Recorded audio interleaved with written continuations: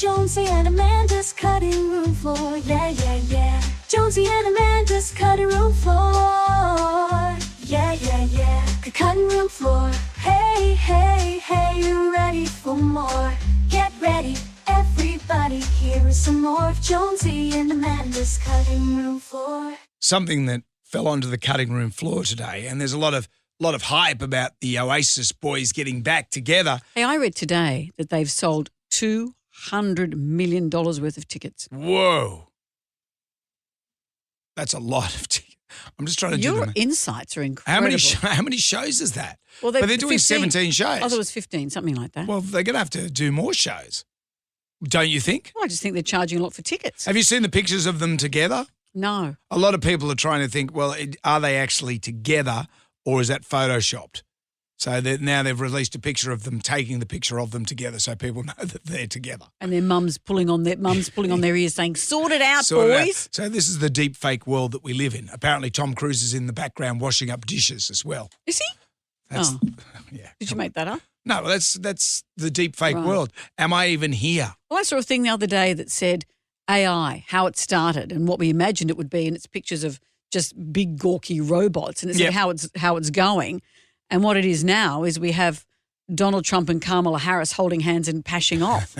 That's where we've gone. We're not going into oogity boogity world. No. We're going into, is that for real world? Yeah, and Tom Cruise is washing up dishes in the Is background. he? Anyway, what's your thought on the Mile High Club? Are you into that? Is that something that, when your sexual fantasies, It's never is that one of mine. your sexual No. fantasies? A, it's a very small space. B, people see you go in there. Yeah. C, it's a toilet. D, none of the above and all of the above. What about you? I remember, I probably shouldn't say this, but Come on, you have to now. no, I don't. Oh, come on. No, I remember having a bit of a wank in the plane when I was 14. Yeah. Your dad was a pilot. You were in the cockpit. You took it literally. I would have a wank next to my dad. You know, at that age when you're young, you're just always up for No. it. Well, I must be a man. So were you then. on your own? Yeah, of course I was on my own. Who was I going to be with? I don't know. 14. But did Yeah, I was when you I was older. did you dream of someone joining you? No, goodness no. No, it's one of those moments where you don't know. Your life is just, it's all new to you, you know? Yeah. Yeah. Yeah, but if someone like me who has the bladder the size of a budgie's bladder is waiting to go in and you're in there. Well, it didn't take long. Okay. It was at that age. Been watching the movie Working Girl or something. Anyway, away from my early. What does the Mile High Club have Self-discovery to days. do with Gallagher Brothers? So Lily Allen has revealed in her memoir Oh, yes. that she once joined the Mile High Club with Oasis frontman Liam Gallagher during a flight from London to Tokyo in 2009. This was an ill-fated flight as well. If you remember, the boys got in trouble on that particular They flight. got banned, I think, Yep. from flying. Yep. So the former Virgin Atlantic pilot claimed to be flying the plane, and he said, over an hour into the flight, I was called out of the flight deck by a Because there was member a of young Mr. Jones. going to town on himself. No. Lily Allen was in bed with Liam Gallagher. So they had bed on a they had plane? lie flat beds. But was it like, I don't think in those days, it was 2009, they didn't have things that Emirates now has, which are self-contained rooms. So they just would have been Yep. sharing a lie flat bed. I'd ask you the question, if you're on the Emirates in the lie flat beds, are you allowed to have relations? Of course you do. Is that okay? Oh, absolutely, but I don't imagine you can in public view like this. Yep. All the movements under a blanket. Is that what was seen? That's what he said. I came out and saw the two of them under a duvet. There was a lot of movement and they weren't reading bedtime stories to each other. It was clear what they were doing. A crew member initially tried to stop them. What do you do? Bucket of water?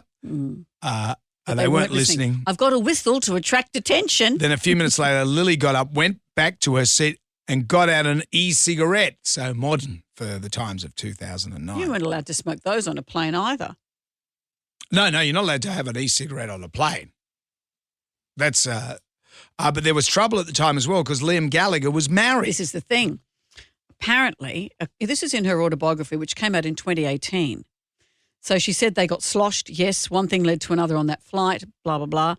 She didn't know he was married. So she says. So she He had tied the knot with an actor and singer, Nicole Appleton. Remember her? A year before. Was Remember she the in Cult All of Saints? Appleton? There's the band, yeah. She in All Saints, I think. Or Pussycat Dolls. Or, No, I think it might have been that one one. of those. They were married from 2008 to 2013. They'd only been married a year. And she said it wasn't until the next day he said something like, no one can hear about this because of Nick. Also, I think when they got off the plane, they went to his hotel. So she said, that's when I clocked that he was married. I knew Noel Gallagher was married and I knew Liam had been married to Patsy Kensit, which is why I fancied him. She didn't realise he had remarried. So because of the fact that he was with Patsy Kensit. Who was the it girl. Yes, you thought, I want to get a piece of this. Yeah. That's interesting. And so she says that Gallagher phoned her 6 months later and said, can you let my wife know that nothing happened? Because obviously the story had come out. So she agreed. Then 9 years later when she released her memoir, the story came out. Nicole wasn't too happy because she was still married to, and what year did her book come out? In 2018. Yeah. They'd broken up for 5 years by then. Yeah. But she wasn't too happy. So she took to X, formerly Twitter, and said, one day our paths will cross again at Lily Allen. Oh, imagine that. Actually, what's Nicole Appleton look like? What's Well, of course she's attractive. Yeah, of course. She's in the band and all that stuff. Yeah. But I just think if you're going to have it off in a plane, you got to, be discreet. Does that mean that maybe my story might come out? Yeah. That's what the cleaner will write a memoir. I enjoy our chats. Yeah. Jonesy and Amanda's cutting room floor. Yeah. The cutting room floor. Well, interesting tale today. Instead of let's say whale. A beluga whale, suspected of having been trained as a spy by Russia. Can I just ask, is that the one with the funny hump on its head? I think that's the beluga. It's got a rough head. Like a groper head. In the world of whales, the other whales go, geez, here he comes. Oh, come on. Have you seen a hammerhead? Shark? Yeah. Oh, that's right. That's a shark. That's a shark. But with whales, I always picture like a pilot whale when I think of whales. But a lot of them... Pilot whales are a sexy whale. They're a good-looking one. The humpbacks have heads that look like a sock puppet. And they get all the growth. Yeah. So, like a middle-aged woman. Well, there you go. A beluga whale suspected of being trained as a spy by Russia has been found dead off the Norwegian coast. So the body of this animal was found floating and taken to a nearby port for examination. The animal has a nickname, Vladimir, so it's been well known. It's been spotted in Norwegian waters before with a GoPro camera attached to a harness that read equipment of St. Petersburg. No. I would put two and two together and come up with spy. That's a bit of a giveaway. Yeah. Wouldn't you be a bit more discreet about it? Not from St. Petersburg. If found, do not return to Kremlin. No. So this sparked rumours, that the mammal could be a spy whale because this has happened before. Russia has a history of training dolphins for military purposes as well.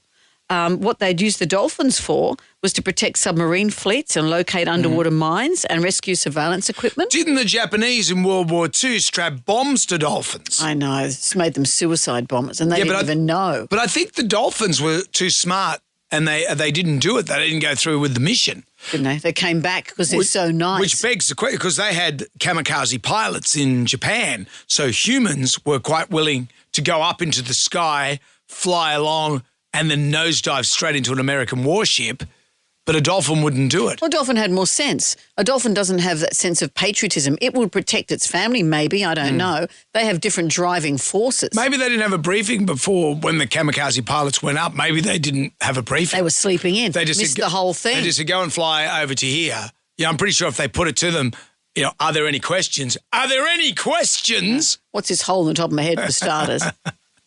No, are you talking about the pilots or the dolphins? No, the dolphins. Yeah, right, okay. So during the 60s, the Soviet Union trained dolphins to search for underwater mines. They'd be responsible for protecting the entrance to the Black Sea Fleet in Crimea. In World War I, you're mentioning World War II there. What about in World War I? Agencies used pigeons for reconnaissance. They equipped the birds with tiny cameras to provide satellite-like surveillance. They didn't have GoPros in those days when they flew over enemy territory and pooed on them. Yep, they had there was one thing I was watching on the Hitler channel or the History channel. They had it was like a missile full of pigeons, and the pigeons had all these little bombs on them, and they put all the pigeons. It's like a flying coop. Yeah, it didn't work. the pigeons all died. Did they? Before they flew out? Yeah, because they'd fire the missile into the air. So it's a torpedo type thing. So they died during the procedure? Yeah, and then, it was doomed to fail. What about this one? In the 1960s, the CIA developed an operation to use cats as listening devices to get information from the Soviet embassy. It was called Operation Acoustic Kitty. Really? And it involved implanting a microphone into the cat's ear. It sounds like a joke, but it's not. And a radio transmitter at the base of its skull. It took 5 years to complete the research and all of that because of the intricacies of fitting a cat with audio equipment. They embedded a 4-inch transmitter into the skull with the antenna being woven all the way to the tail. Wow. This cost the CIA $20 million, and the mission was cancelled in 1967 because, as they said, it's famously hard to herd a cat. Get in there. Go on, get in there. Go on, get in and listen. Get in. So the aerial came out of the tail. It was woven through the tail. So it had something embedded at the base of the skull, had a listening device. So when they had to get in there to the Soviet embassy, jump up on a lap and listen. So the cat had returned from the mission and you'd pick it up. Yeah. You put the aerial up. Where would you put your ear? That's something like Get Smart, isn't it? Yeah. Yeah. Remember, was it the CIA also was trying to develop some kind of exploding cigar to take out Fidel Castro? Mm-hmm. The story of how these things almost happened is quite extraordinary. The Marx Brothers picked that up, didn't they? Exploding cigar. Well, I think that's let cancer get him. They played the long game. Dreadful. How we got to that, I do not know. And that's why it's on the cutting room floor. Yeah, yeah, yeah. It's Jonesy and the madness cutting room floor. Yeah, yeah, yeah. Everybody, here is some more Jonesy and the madness cutting room floor. Are you ready for more? Yeah, yeah, yeah. It's Jonesy and the madness cutting room floor. Have you ever thrown money into the Trevi Fountain? I've been to it, but I didn't throw any money in it because I'm too cheap.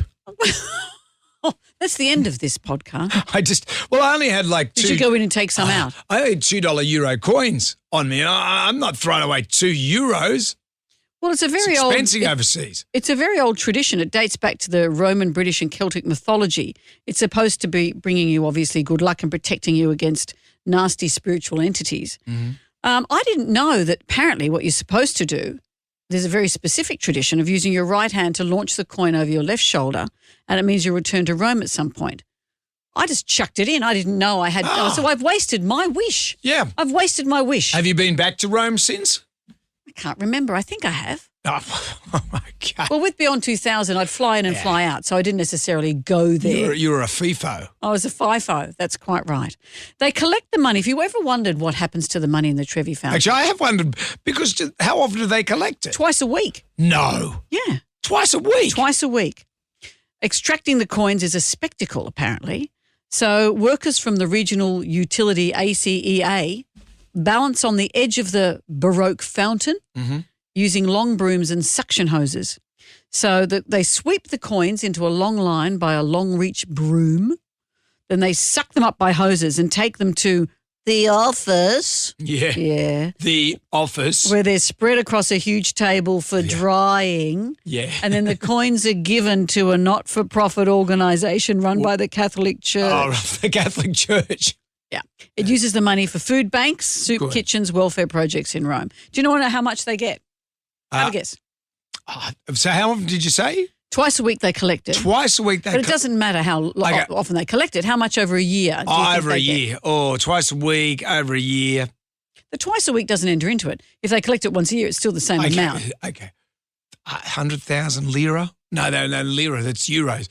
$100,000. 1.4 million euros. That was year. in 2022. That's about 2.2 million Australian dollars. And they expect to have even more in 2023. Wow. Interesting, isn't it? People just tend to do all this stuff. One of the oldest examples of a wishing well resides in England's Northumberland County, where people make offerings to the goddess Coventina. Yeah. It's interesting. As modern people, we don't believe this stuff, but you still think it's a nice tradition to do. But it's like when you kiss the Blarney Stone. You see the Blarney Stone, it's all shiny from people kissing it. Well, even the one in front of, isn't it, State Parliament here in Sydney? Yep. There's the bull. I think I've kissed its nose. What's the Blarney Stone? Is it a stone? It's a stone you got to hang down and kiss the Blarney Stone when you go in Ireland. Is it just shaped like a stone? Or is it shaped as an animal? I couldn't be bothered queuing up for it, so I For a went to, pash. You set up a kissing booth I around went to it. the Book of Kells instead. Oh, yeah. And what's the Book of Kells? Well, it's just a book behind a glass and what cabinet. does it tell you? I don't know. It's all in Celtic. I can't speak that. But Well, you didn't even read what it's about. well, there was no queue. Isn't it supposed So that's that's why tourism, Jonesy style. That's why when there was no queue, I went, okay, boom. I think Let's the have a Book look. of Kells, is that like the Doomsday Book or is that a different thing? Once Well, you again, went there. No, well, I didn't read it and I didn't even look at the plaque. I just went up to the pub for a Guinness and a pie. The Bellagio Fountain in Las Vegas takes in about $18,000 a year. That's in Australia. This is interesting because we're so used to the tradition of you see a body of water and chuck a coin in. Visitors to the 9/11 Memorial in New York City, it's very somber, and it's you often go there once you've come out. It's very somber. People have been chucking coins in, and a plea has come from the memorial and museum saying, please don't do it. It's against the rules, but they've retrieved $4,000 from the property. Oh, that's so all right. people see a thing of water and chuck it in. It's not for that. It's not for that. If people want to come to my backyard, I've got a very small swimming pool. If you want to come and chuck coins, feel free. That I'll could put be a them on thing. my drying table and it'll go to a non-profit organisation i.e. your holiday fund. and my soup kitchen because I love a cup of soup. So you can get back to Rome and The only enjoy. person who won't chuck money in will be Brendan Jones. We started with, nah, that's too cheap. Yep. If you've got a queue up, I'm not interested, okay? That's how it works. That's how I roll. What if it's a queue up to kiss Kylie Minogue? Oh, sometimes a queue can move quickly sometimes. Sometimes, and she's getting older these days, so it's not going to be as long. Dreadful. Hey everybody, it's time for Jonesy and Amanda's cutting room floor. On the cutting room floor, we didn't even get time to talk about this, but please say it's not so. Not between T-Swizzle and Kelsey, please. Well, this is... No, not Kelsey. His first name's Travis. Oh, please, these close personal friends of yours, I know, Kelsey, what's his that's name? That's what I call him. Kelsey. Oh, Good old Kelsey. Kelsey, you big old dog, you. I think everyone wants Taylor Swift and Travis Kelce to have a happy ever after. Yeah, my boy. I slightly turned on him, as you know, when he came to Australia. Remember that we were all frothed at the mouth at the excitement that he was in Australia and they went to see animals at the zoo together. Mm-hmm. And then he said afterwards that he thought Singapore was more interesting. I thought, come on. Singapore is pretty Oh, good. you can go as well. You get the chili mud crab. They've got a great infrastructure. Well, and not good much public crime. transport. And you're not allowed to chew gum there. It's all there. And you get tiger beer. The reason they're in the news at the moment is a supposed, I'm doing the inverted commas with my fingers, Yep. a supposed leaked contract between the two of them reveals their exact breakup date. You know, is this true? Well, it first came out on Reddit, I think. The Daily Mail has picked up the story. It's a supposed legal document produced by an LA firm, Full Scope, that's like a PR company that provides an outline of how to handle the couple's split in the public sphere. And apparently the date of their breakup announcement is September 28. And it goes on to give advice on to what it should say. Travis and Taylor have decided to part ways after careful consideration. In case you've just tuned in, this is a supposed leak. This is like back in the old days when Orson Welles had the alien invasion. Halfway through the broadcast, he said, this is just a dramatisation. That's what's going on. And then people still ended up jumping off buildings because they thought it was an alien invasion. Well, don't. This is speculation. They both value and respect each other's personal lives, appreciate their respect for their your respect for their privacy if they remain friends, blah, blah, blah. His team has come out and said this is completely fabricated. Someone has said that it's a Word document that was created by a school project by a superfan. So he has legally pounced on this. They can't break up now on September 28 because we'd go, well, that was all true. It's interesting. People are saying, does this mean their whole relationship was manufactured? Even if this is true, and I'm not saying it is because I don't think it is, but even if it is, when a couple like that break up, you do have to plan when you're going to make the announcement, how that announcement is handled. They it's like Anthony Albanese has decided not to get married until after the next election. Mm-hmm. The same if you're going to have a breakup. You have to announce it when it suits your private lives and when there's other big news that may take the pressure off. He'll have plenty to do after the next election, I guess. Well, who knows, Brendan? Who knows? So this story is being poo-pooed, but this kind of arrangement, it doesn't mean their relationship was arranged, but PR companies do exactly this. They would have done this with J-Lo and what's his name? Ben Affleck. Kelso. and Benny.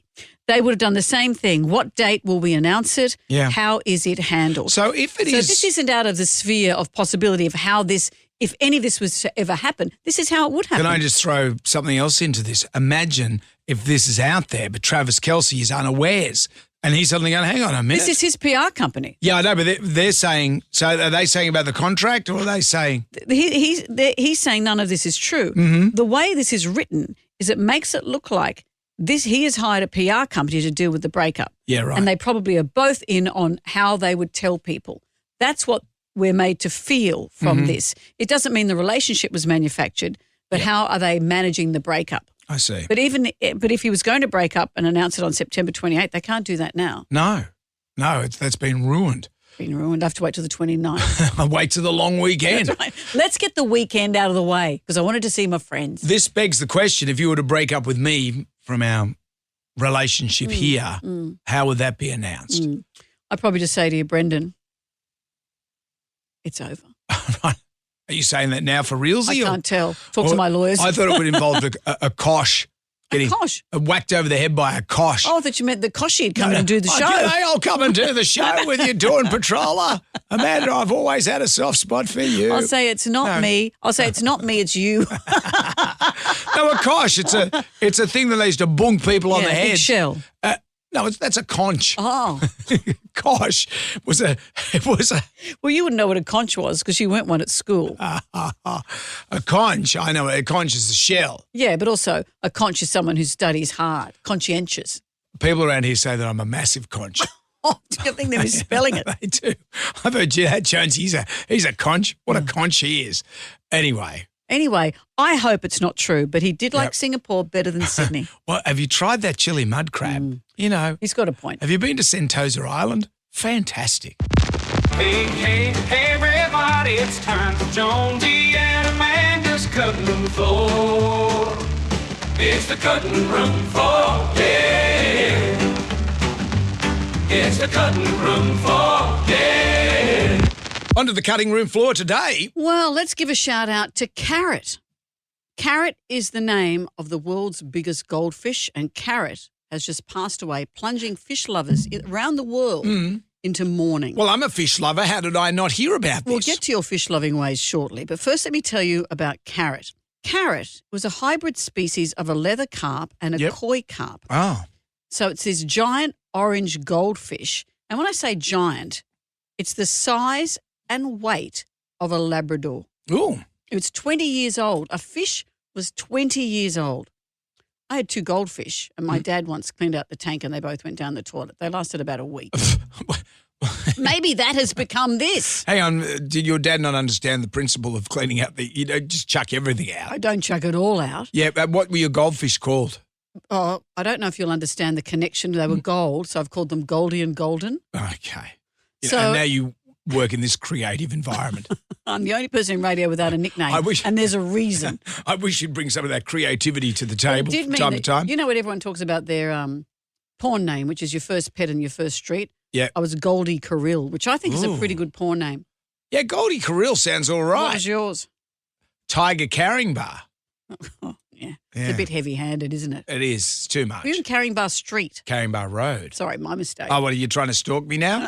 I don't live there anymore. I live just round the corner.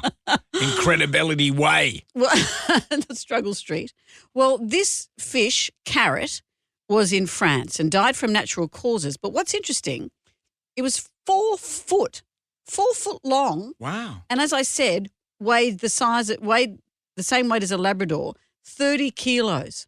And how did it die? Well, it died from natural causes, they say. But having said that, lots of people tried to catch it. They'd haul it out and take photos with it, then put it back in. And that's got to be stressful for a fish. The poor fish is going, not again. Yeah, just 2 years ago, this guy said he spent 28 minutes reeling it in and he was delighted when he weighed it. And you think, well, that's not a good thing to do. That's not going to be good for the fish. No, but they have said Carrot died from natural causes and was not impacted by the string of hobbyists hoisting her from the water. All right. And they said, look, we know people are going to mourn her loss, but don't worry because she's got 2 little babies. Oh, 2 baby carrots. There's 2 baby carrots. Right. Baby carrots, along with the baby peas. They'll probably grow up to be massive whoppers as well. So a 20-year-old fish that weighs 30 kilos. Unbelievable. In bringing up this story, Brendan, Because you see how Well, long I've got carp live. a fish pond. Yeah. When I bought my house some 7 or 8 years Are you ago, sure you want to tell this story? I inherited a fish pond. I didn't realise I've had fish in this fish pond.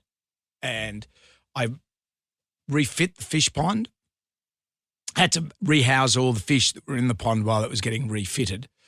And then over time, the fish all passed away. It could have been old age. I don't know. But they all Could have been old age. could have been old age. They survived all those years in the pond, Well, and within a nanosecond of you interfering. Not interfering. It was my wife that interfered. Oh, we've got to fix that pond. So we did because it was leaking. Water restrictions, come on. You know, The story doesn't end there. I think it does. Can I join in on the telling of this story? So you were going on and on about these fish. Well, how you love the pond fish. looked fantastic. Yeah. And we got a call from, I think his name was Brad, wasn't it? We got a call from a guy saying that he had inherited 2 giant carp from a friend of his who had passed away. Yeah. These fish were very, very special and they were quite old. Charlie and Roger. The men or the fish? The fish. And he'd been bequeathed these from his friend who'd passed. Brad now had to move, I think it was to Townsville. Yeah. Just before the pandemic. Yeah. And he said, I need to rehome these very special fish. I had this brand new tank and I thought, well, you know what? Let's do it. Let's do it. Let's do it. And I spoke to fish experts. I said, is my pond enough? Is it enough capacity for this huge, massive fish? And they all assured me that it was. Anyway, we'll get back to what happened, but the next morning after they'd been dropped off at your place, I've never seen you so shaken. You came into work, you were white-faced, you were sweating, and you said, please don't tell anyone. Don't tell anyone what's happened. Because we were very anxious about these fish because you have a history of killing things. You have to admit that. And we were very anxious that these loved, long-lived fish and you would not mix. So what had happened on that first night? Well, what happened was we put the fish in Don't tell a story like Bill Cosby. What happened You was... put the pills in the girl. No, so what happened was the fish went into the pond and I just marveled at them because they were massive. And they're just swimming around there in that pond and they looked like they were living their best life. And I said to my potential son-in-law, we were standing there having a beer looking at the fish and it was mesmerising. And I said, do you think they'll jump out? He goes, no, why would they jump out? At that moment, I walked over just to have a look and Roger leaped out of the water over my head onto our sloped driveway. Very steep driveway and slid all the way down. Slid down and I went, oh. And then I tried to pick him up, but I couldn't. It was too slippery. He's got all this fish juice on him.